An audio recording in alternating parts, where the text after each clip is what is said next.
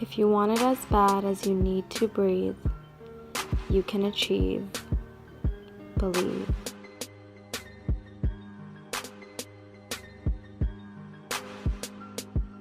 When he was born, when the time they gave me to hold him, you could see his little twinkle eyes sparkling, smiling, like the eyes were smiling at me. And that was the most beautiful thing I had, and which I knew that he was my best. He was the best thing which has happened in my life. On the blazing morning of a summer 2011 orientation, blistering rays beamed over white blocks reading VFS. The gleaming letters reflected the hope in Sippa's eyes on the morning that changed his life forever. It was a comforting $1 million smile and astounding energy witnessed countless times through our childhood voyage. Being the most authentic version of himself, Sippa had always dominated the spotlight as he impersonated the Jester from the Ninja Turtles, the heartthrob from the Backstreet Boys, and the chocolate boy of Bollywood. The feeling was extraordinary. Revisiting the experience of his triumph through our childhood and sharing that special morning with him, the moment Sippa's heart's yearning was fulfilled. Navlesh Mudliar, lovingly known as Dear Sippa, embraced the journey to find the artist within.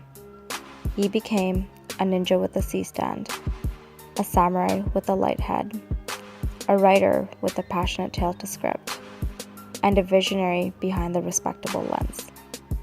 He became the ambitious artist who sincerely found his calling. Nav and I got to know each other really well and connected while we were developing, my script and his script. And very quickly, we just kind of entered this place of trust and sharing. And he was really, really passionate about wanting to tell this kind of tragic love story,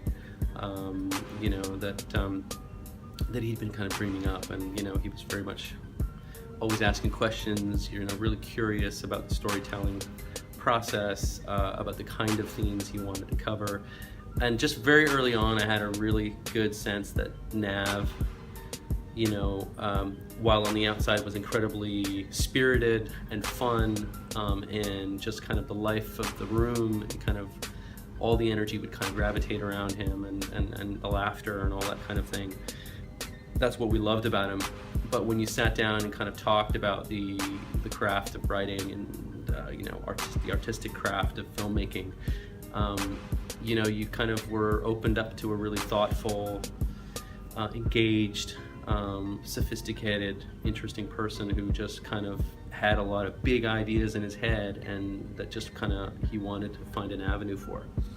And very quickly we just started to kind of connect because I just saw this really kind of multi-dimensional person who could light up a room, but at the same time if you gave him the kind of the respect and the desert and the thoughtfulness that he deserved, he opened up in really interesting and kind of unique and also kind of touching ways. And so we became good friends through that process and working on each other's productions. And I learned very quickly that Nav was a really huge, he's just kind of an effortless problem solver.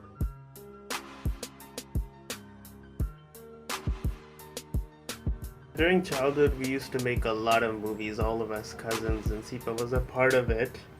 And at that time, he used to be the scene stealer because he was so natural when it came to comedy. So I always thought that acting was his thing. Sippa was really, really good actor, and from that time onwards, I knew that he would do something with filming. He'll get into something that will involve the film industry. I think he was the happiest during that time because I think he finally realized that this is what he wants to do, this is what he loves, and this is what he can achieve. He was the center attraction in the family, actually. Whenever he walked in the house, everyone would be lively, happy to see him, because his personality was like that. I noticed that he was very talented. Whatever he did, whatever he made his mind on, he made that gold. You know. And I was always very proud of him, what he did. That was his dream, to go on with his life and to do something which he loved. After doing the course, he was into a dream world.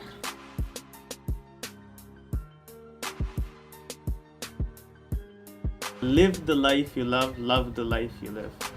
You have to achieve in life. Whatever goal you have, achieve that.